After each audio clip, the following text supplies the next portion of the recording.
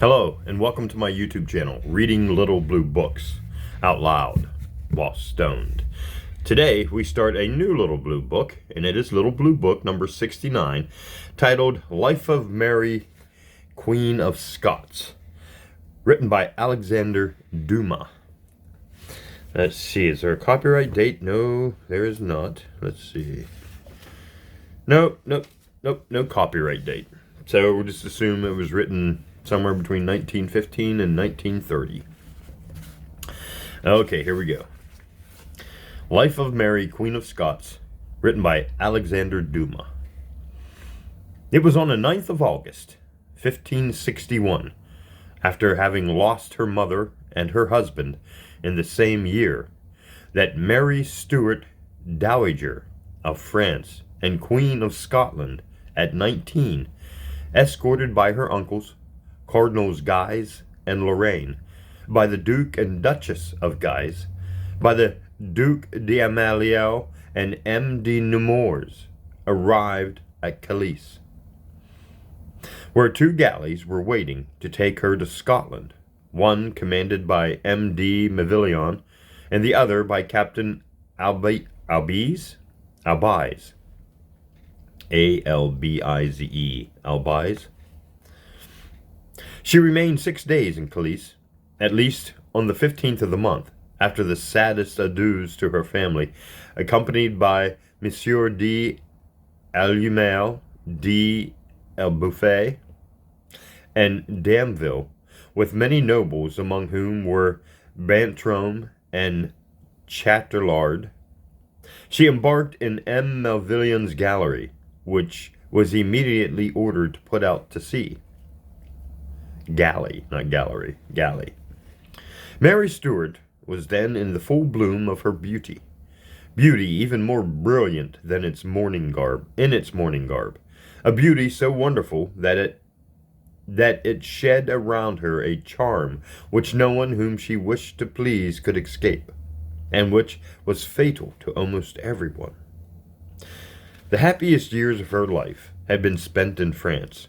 Born amid the first religious troubles, near the bedside of her dying father, the cradle of mourning was to stretch for her to the grave, and her days spent in France were the only ray of sunshine in her night, slandered from her birth, the report being so generally spread that she was malformed, and that she could not live to grow up, that one day her mother, Mary of Guise, tired of these false rumors, undressed her naked to the English ambassador, who had come, sent by Henry VIII, to ask her in marriage for the Prince of Wales, himself only 5 years old. Crowned at 9 months by Cardinal Beaton, Archbishop of St. Andrews, Mary Stuart was immediately hidden by her mother in Stirling Castle, in fear of treacherous dealing by the King of England. 2 years later, not finding even this fortress safe, she removed her to an island in the middle of the Lake of Menteith, where a priory, the only building on the place, provided an asylum for the royal child, together with 4 girls born the same year as herself and having the same name, and who were known in after years as the Queen's Marys. These were Mary Livingston, Mary Fleming, Mary Seyton, and Mary Seaton, S-E-Y-T-O-N, and Beaton, B-E-A-T-O-N. Mary Stuart remained in the priory until Parliament, having approved her marriage with the French Dauphin, son of Henry II, she was taken to France. It was on the 20th of August that Mary Stuart landed back in Scotland, at the port of Leith. Here, no preparation had been made for the Queen's reception. Nevertheless, scarcely had she arrived there than the chief persons of the town met together and came to facilitate her. They hastily collected some wretched nags, with harness all falling in pieces, to conduct the Queen to Edinburgh.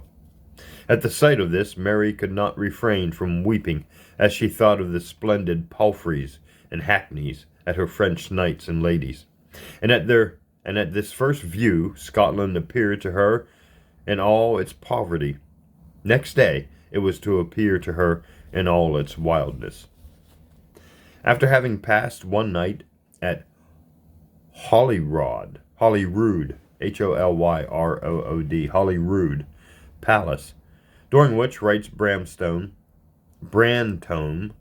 500 or 600 rascals from the town, instead of letting her sleep, came to give her a wild morning greeting with miserable fiddles and bagpipes. She expressed a wish to attend Mass, but the people of Edinburgh had, at this time, mostly renounced the Catholic faith and embraced the Protestant religion. So furious at their queen's disclosing her papist creed at her first appearance among them, they entered the church by force, armed with knives, clubs, and stones, with the intention of killing the priest. At the sight of the mob, the priest fled from the altar and took refuge beside the queen, while the prior of St. Andrew's, who was a brother of Mary, and more of a soldier than an ecclesiastic, there's that damn word. Ecclesiastic, that's it. I don't know why my brain trips up on it. Ecclesiastic seized a sword and, placing himself between the queen and the people, declared he would strike down with his own hand the first man who should take another step. This, together with Queen Mary's imposing air, checked the religious madness of the Protestants. Mary Stuart had arrived upon the scene in the midst of all the fury of the first religious wars. A zealous Catholic, like all her family on her mother's side, she inspired the Huguenots with grave fears. Besides, there was a rumor abroad that Mary, instead of landing at Leith, as she really did, was to land at Aberdeen. There, it was said, she would have found the Earl of Huntly, one of the peers who had remained loyal to the Roman Catholic Church, and who, next to the family of Hamilton, was the nearest and most powerful ally of the House of Stuart. Second by him and by 20,000 soldiers from the north, it was rumored that Mary would have then marched upon Edinburgh and have re-established the Catholic faith throughout Scotland. Events proved these rumors without foundation. Mary Stuart was greatly attached to the prior of St. Andrews, who was a son of James V, the father of Mary, and a descendant of the Earls of Mar, M-A-R, Earls of Mar, a beautiful woman, and who, after the death of James, married Lord Douglas of Lochleven, by whom she had two more sons, William and George, half-brothers of the Queen. Scarcely had she ascended the throne of Scotland, and, God, the prince all gone, something to the priory of Andrew, Earl of Mar, as that of Earl of Murray, had lapsed since the death of the famous Thomas Randolph, who hastened to the end this title. The page is all messed up, half the print's gone. But here complications arose, for the new Earl of Murray was not a man to contend himself with a barren title, while the vast estates, which had become property of the crown since the extinction of the male branch of the old earls, had been gradually encroached upon by powerful neighbors, among whom was the Earl of Huntly. The result was that, as the Queen judged, that in this quarter her orders would probably encounter opposition under pretext of visiting her possessions in the north. She placed herself at the head of a small army commanded by her brother, the Earl of Mar and Murray. The Earl of Huntly was the less duped by the apparent pretext of this expedition, in that his son, John Gordon, for some abuse of his powers, had just been condemned to a temporary imprisonment.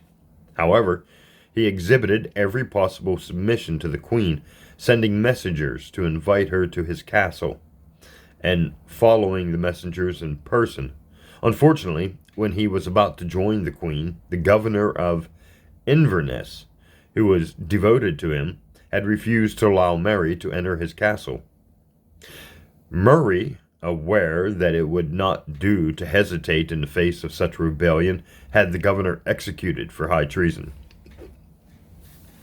This act showed Huntly that the young queen was not disposed to allow the Scottish lords a resumption of the almost sovereign power that was taken away from them by her father. So that, in spite of the cordial reception she extended to him, and as he had learned that his son, having escaped from prison, had placed himself at the head of his vassal, he was afraid that he should be thought, as he doubtless was, a party to the uprising. He started that night to assume command of his own troops, determined, as Mary had but 7,000 or 8,000 men, to risk a battle. Murray, who knew that often the success of a reign depends on the firmness displayed at the beginning, immediately summoned the northern barons to march against Huntly. The two armies met near Aberdeen.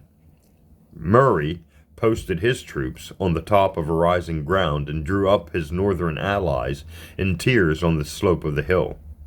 Huntly advanced and attacked the Highlanders, who, his men then threw away their lances, and drawing their swords pursued the retreating forces, believing they had already won the battle, when they suddenly ran against the main body of Murray's army, which stood as a rampart of iron. It was then the turn of the Gordons to retreat, at which the northern clans rallied and returned to fight. This movement decided the day. The Highlanders rushed down the hillside like a torrent. Then Murray changed the defeat into a rout, and charged upon Huntly's forces with his cavalry. Huntly, who was very stout and heavily armored, fell and was crushed beneath the horses' feet. John Gordon, taken prisoner, was executed at Aberdeen, while his brother, too young at the time to suffer a similar fate, was shut up in a dungeon and executed the day he reached 16 years of age. Queen Mary had been present at the battle, and the courage she displayed made a strong impression on her wild defenders, who had heard her say that she would like to have been a man, to pass her days on horseback, her nights in a tent, to wear a coat of mail, a buckler and a broadsword at her side. Mary made her entry into Edinburgh amid great enthusiasm. Her expedition against the Catholic Earl of Huntly was popular among the citizens, who had no idea of the real motives which had caused her to undertake it. They were Protestants. The Earl was a Papist. There was an enemy the less. That is all the people thought about it. So the Scotch, in the midst of their enthusiasm, expressed the wish that their queen, who was without issue by her French husband, should marry again. Mary agreed to this, and, yielding to the advance of her friends, decided to consult with Elizabeth, now Queen of England, and a Protestant, and whose heir she was as a granddaughter of Henry VIII, in the event of Elizabeth dying childless. Unfortunately, Mary had not always acted with like circumspection, for at the death of Mary Tudor, known as Bloody Mary, she had immediately laid claim to the throne of Henry VII, and, relying on the illegitimacy of Elizabeth's birth, had with the Dauphin of France claimed sovereignty over Scotland, England, and Ireland. Elizabeth had a majestic appearance, bright, quick eyes, and a dazzling white complexion, but she had red hair, large feet, masculine hands.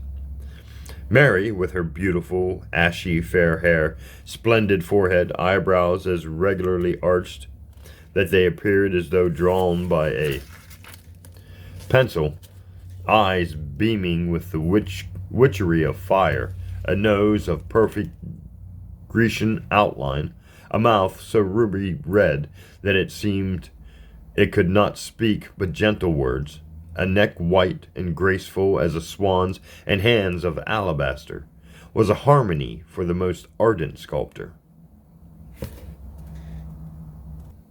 Sorry, I had to pause the video because I realized I didn't have my drink nor my smoke sitting here at my table. So let's pick up where we left off.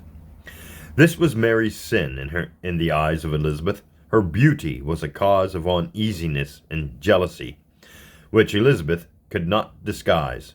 Elizabeth of England was dancing at a court ball when the news was brought to her, Queen Mary of Scotland has given birth to a son. At these words she grew frightfully pale, and appearing as though about to faint, leaned against a heavy chair. Then she sat down, threw back her head, and plunged into a deep reverie. One of the ladies of the court approached her and asked her why she seemed so sad. "Ah, madame," replied Elizabeth, "do you not know that Mary Stuart has given birth to a son, while I am but barren, stock, and will die without offspring?" Mary had refused in marriage the Archduke Charles's third son of the Emperor of Germany, then the Duke of Anjou, who afterwards became Henry III of France.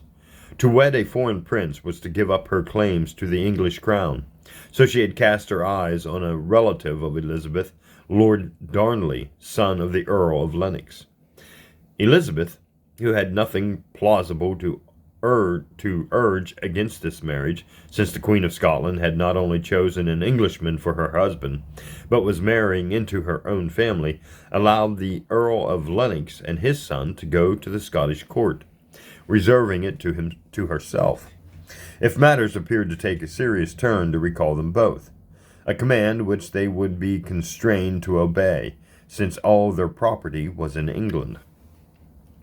Darnley was 18 years of age, handsome, and spoke in the attractive manner of the young nobles of the French and English courts that Mary no longer heard since her residence in Scotland. 3 years older than Darnley, she let herself be deceived by these qualities, and did not see that beneath his polished exterior was hidden utter insignificance, lack of courage, and a fickle character. David Rizzio, who played a part in the life of Mary Stuart, was the son of a Turin musician.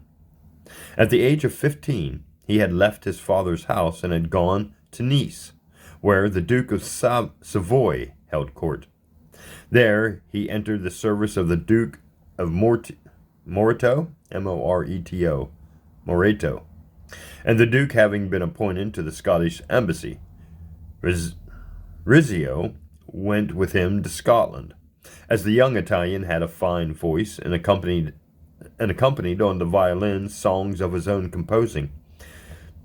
The ambassador spoke of him to Mary, who expressed a desire to see him. Rizzio hastened to obey, sang before her, and pleased her. She begged Moreto to give him to her, making no more of it than if she had asked for a thoroughbred hound.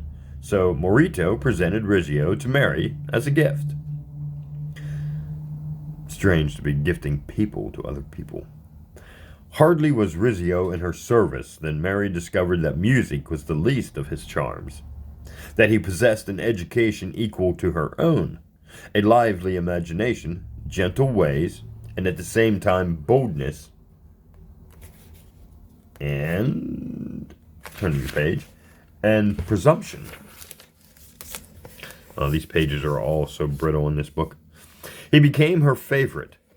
In the place of Secretary of the French Dispatches falling vacant, the office was given to Rizzio. Darnley and Mary were married on the 29th of July, 1565. 2 days before the wedding, Darnley and his father, the Earl of Lennox, had received a command to return to London, which they did not obey. A week after the marriage, they learned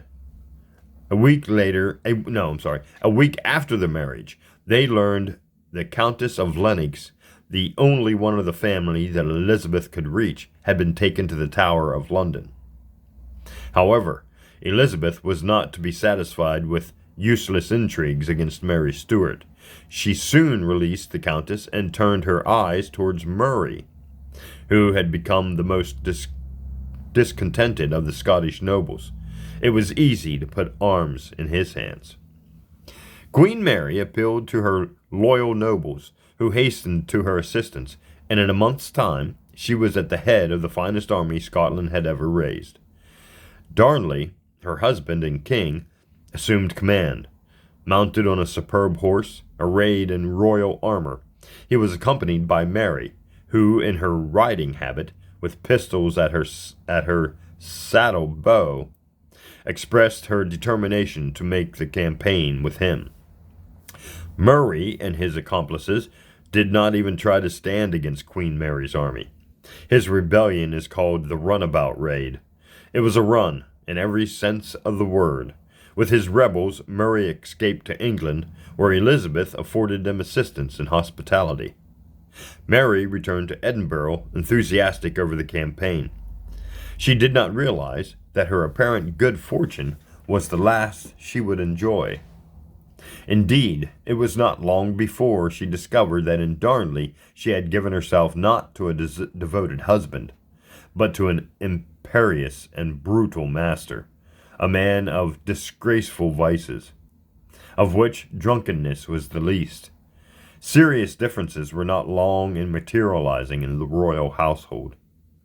Darnley, in wedding Mary, had not become a real king, but merely the queen's husband, to confer on him authority nearly equaling her own. It was necessary that Mary should grant him what was termed the crown matrimonial. The crown matrimonial. To this, to whatever entreaties he made, in whatever form they were wrapped, Mary answered with unvaried and obstinate refusal.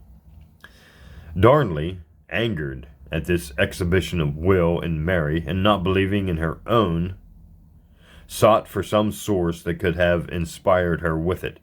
His suspicions fell on Rizzio. Whatever the cause to which Rizzio owed his power over Mary, and to even the most clear-sighted historians this point has remained obscure. Whether he ruled as her lover, or whether he advised her as her minister, his counsels were always for the greater glory of the queen. Darnley, like all of weak and violent character, did not believe in the will of others unless this will was sustained by outside influence. He thought that in ridding himself of Rizzio, he could gain his desire, viz., the crown matrimonial. Consequently, and as Rizzio was hated by the nobles on account of his being raised above them, it became easy for Darnley to organize a conspiracy of which James Douglas of Morton, Chancellor of the Kingdom of Scotland, consented to act as chief. Douglas's first idea had been to treat Rizzio as the favorites of James III had been treated at the Bridge of Lauder, to make a show of having a trial, and to hang him afterwards. But such a death did not suffice for Darnley. He wished to punish the queen in Rizzio's person, and demanded that the murder should take place in her presence. Douglas associated with himself Lord Ruthven, Ruthven, Ruthven, a desolate Sybarite, Sybarite, Sybarite. Then he hunted other agents. But the plot leaked out, and Rizzio received a number of warnings that he ignored. Among others, Sir James Melville tried to make him understand that his life was in peril. But Rizzio could not be influenced by any warnings. Then a French priest, who had a reputation of being an astrologer, told him that the stars foretold that he was in great danger, and to beware of a certain bastard. Rizzio replied that from the day he had been honored with the queen's confidence, he had given in advance of his life if necessary.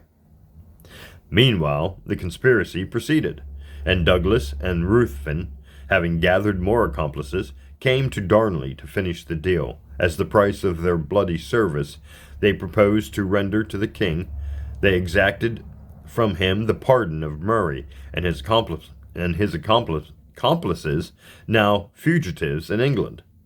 Darnley granted the request, and a message was sent to Murray to tell him to be in readiness to return to Scotland. 2 days after this agreement, Darnley, having been notified by a servant that the queen was in her apartment alone with Rizzio, went there. But though he carried a key with which he attempted to unlock the door, it would not open. Then he loudly knocked, announcing his presence, but Mary paid no attention to him. Darnley left and summoned his men, and fixed the assassin of Rizzio for 2 days later. They had barely completed the details of the assassination when the door leading to their room opened, and Mary's steward appeared on the threshold. "My lords," she said, "your holding these secret councils is useless. I am informed of your plots, and with God's help, I shall soon apply a remedy." With these words, she shut the door and vanished. The conspirators were thunderstruck. Morton was the first to speak. "My lords," he said, "this is a game of life and death, and the winner will be the quickest to act. If we do not destroy this man, we are lost. We must strike him down this very day, and not the day after tomorrow." Everyone applauded. The only change made was that the murder should take place the next day. It was decided that it would require an intervening time to gather the conspirators, who numbered 500. The next day was Saturday, March 9th of 1566. Mary Stuart had invited to dine with her a company of 6, Rizzio among the number. Darnley, learning of this, sent notice to the conspirators stating that he would let them into the palace between 6 and 7 o'clock in the evening.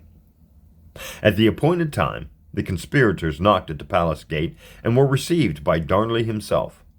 The 500 assassins went into the inner courtyard and hid under some sheds. A lighted window was above the courtyard. It was the Queen's study. At a signal given from the window, they were to break in the door.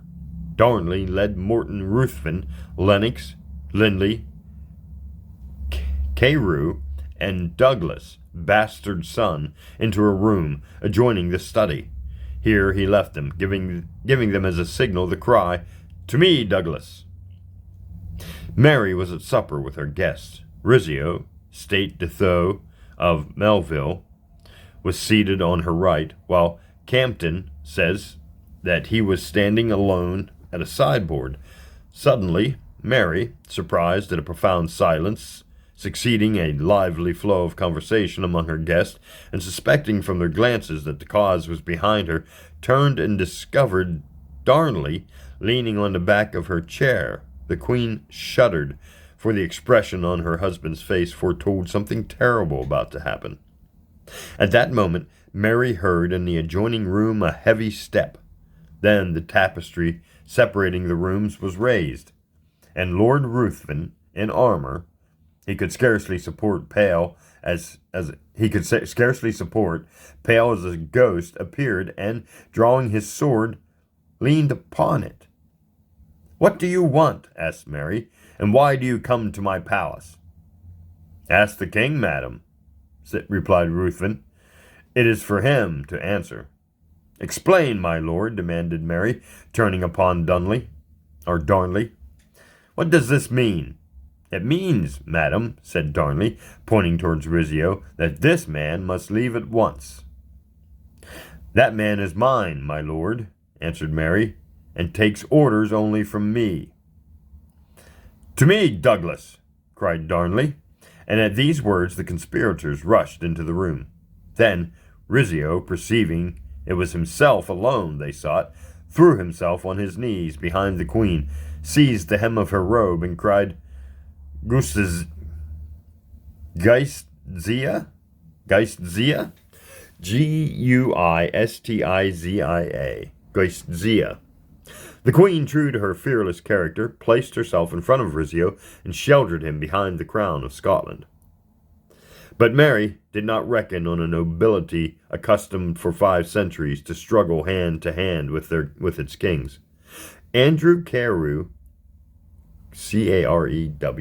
Carew, Andrew Carew held a dagger to her breast and threatened to stab her if she defended any longer the man whose death was resolved upon. Darnley, without any consideration for the queen's pregnancy, seized her round the body and carried her away. Rizzio remained on his knees, pale and trembling, while Douglas, bastard, confirming the prediction of the astrologer priest, drawing the dagger, plunged it into his breast. Rizzio fell over, wounded, but not dead. Then Morton took him by the feet and dragged him into another room, where the assassins rushed upon him and stabbed him to death. Mary finally went to Edinburgh Castle, where on June 19th, 1566, 3 months after the assassination of Rizzio, she gave birth to the son previously spoken of, who afterwards became James VI. Not long after history records the end of Darnley, husband of Queen Mary. It was 9 o'clock in the evening. Darnley, alone, carefully closed the doors of his room and retired to rest, though in readiness to rise to let in the servant who should come to spend the night with him. Scarcely was he in bed when he heard a strange noise. Darnley listened, and discovered there were a number of men walking about beneath him. It was useless to call, it was dangerous to go out. To wait in silence was his only course. He made sure that the doors were bolted, put his sword under his pillow, and watched for his servant's return. But the hours passed, and the servant did not come. At 1 o'clock in the morning, the Earl of Bothwell, having visited Mary Stuart in the presence of the captain of the guard, went to his home to change his clothing. After a short time, he came out wrapped in the large cloak of a German hussar, went through the guardhouse, and had the castle gate opened. Once outside, he hasted to the Kirk of Field, the abode of Darnley, which he entered by an opening in the wall. Scarcely had he stepped into the garden when he met James Balfour, governor of the castle. "Everything is ready, and he is waiting for you to set fire to the fuse." "That is well," answered Bothwell. "But first I must make sure that he is in his room." With these words, Bothwell opened the pavilion door with a false key, and having groped his way up the stairs, he went to listen at Darnley's door. Darnley, having heard no further noise, had gone to sleep, but he slept with a jerky breathing, denoting his agitated frame of mind.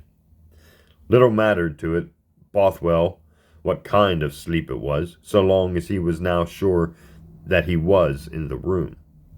He went down in silence, as he had come up, and obtaining a lantern, went into a lower room, or basement, to see if everything was ready. The room was piled with barrels of powder, with a fuse prepared. Boswell then withdrew to the end of the garden. There were with him Balfour, David, Chambers, and 3 or 4 other men.